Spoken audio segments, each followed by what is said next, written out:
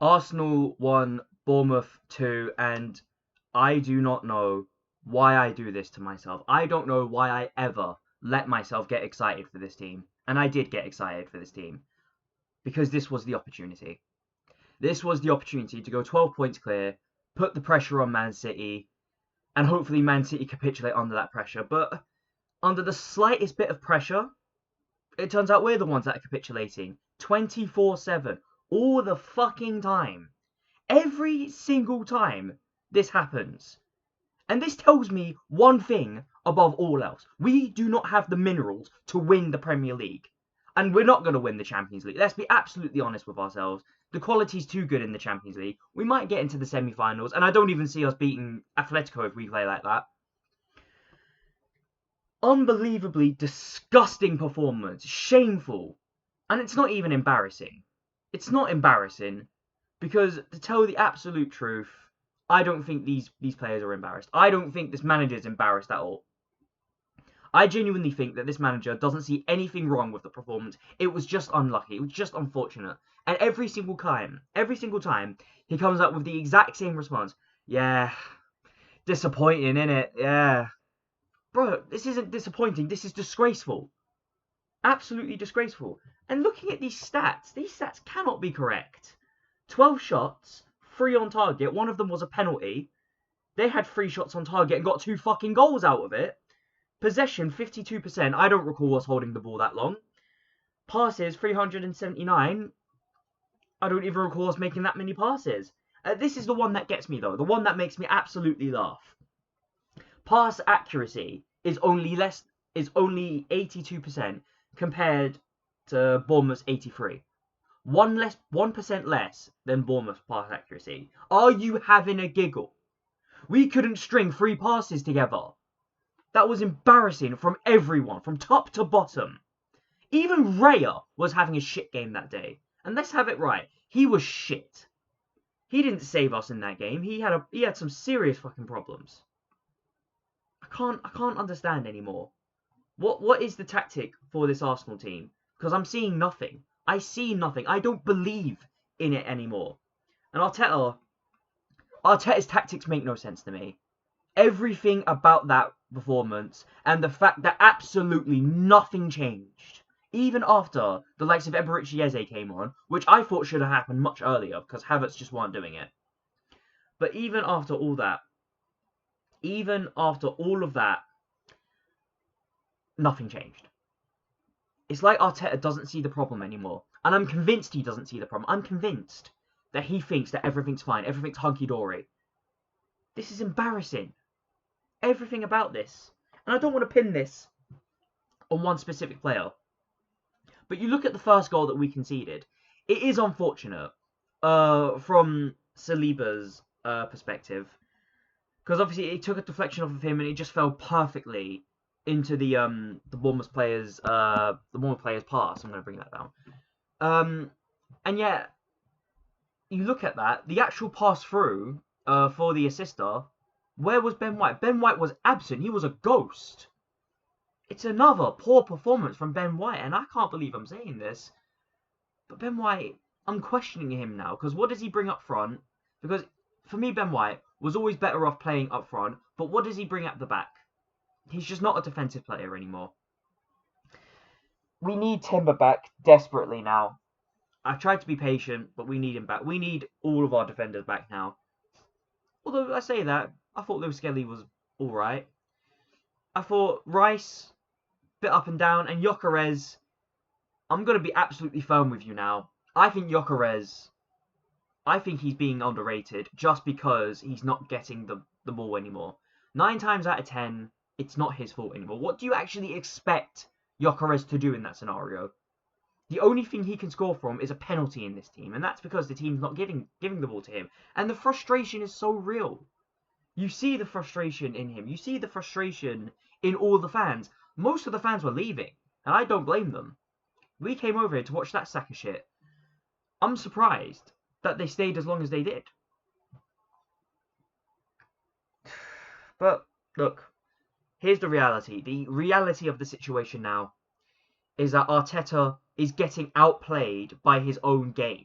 his own tactic and he's being outplayed. He doesn't know how to handle a high press. And that should realistically be, high presses should be the bane of everyone's existence. It should be the tactic that people employ against us and quickly realise they've made a massive mistake. But we're not a counter-attack team. We're not even a good attacking team at this point. We're not even an attacking team. Our attack is absent. Can you look at that attack and actually think, all right, we look really dangerous now? Because we're not getting the ball into the box quickly. We're not getting it to the wingers quickly. We're not transitioning from defence to midfield to attack quickly. We're keeping the ball anymore. Embarrassing.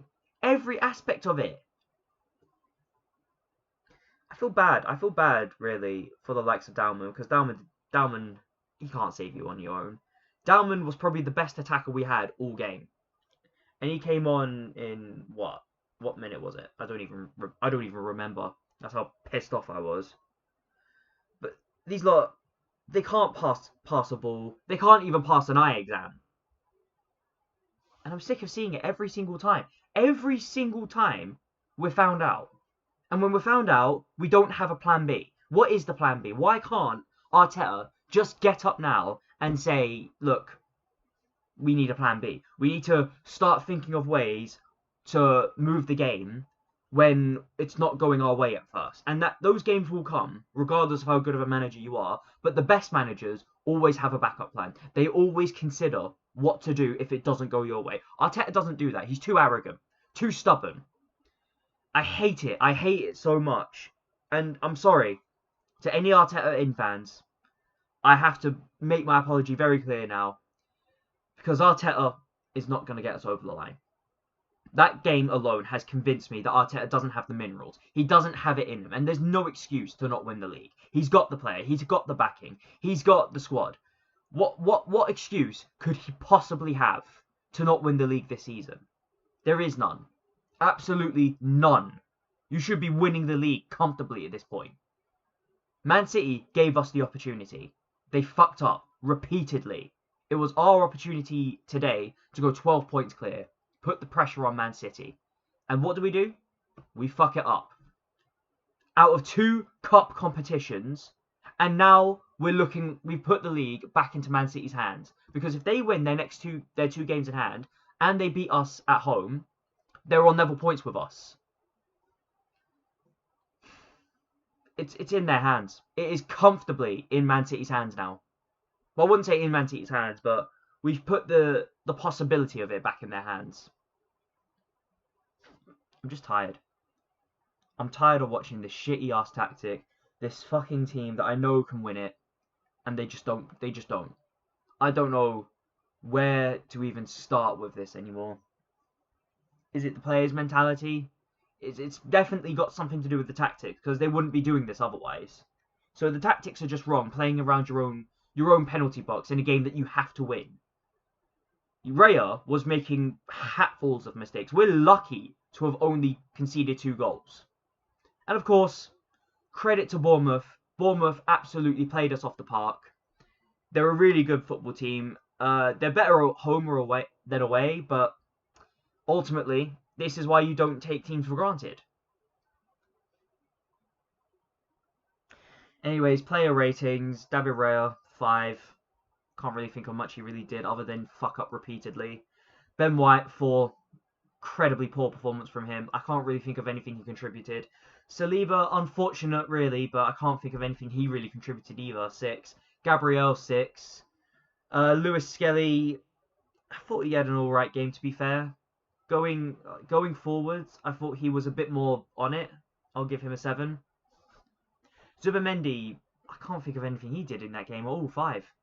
Rice, bit up and down, but overall, I wasn't really all that impressed with Rice either. I'll give him a 6. Very average performance. Kai Havertz, 5. I can't think of all that much he did either. Madueke, 5. Just keeps running the ball out of the play. He's got to stop doing that. He's got to learn to just do something else other than run the ball out of play. Gyökeres, I give him a 7, if I'm honest. I really do give him a 7 just because not much that really happened was his fault. He was caught offside one time, and apparently it was blatantly out. But overall, not an impressive game, and he can't really do anything about it. And Martinelli, I give him a 6. Can't really think of anything he did either. And that's how poor it really was. We did nothing all game. And let's have that right. Mikel Arteta, I'm giving him a 2. A 2.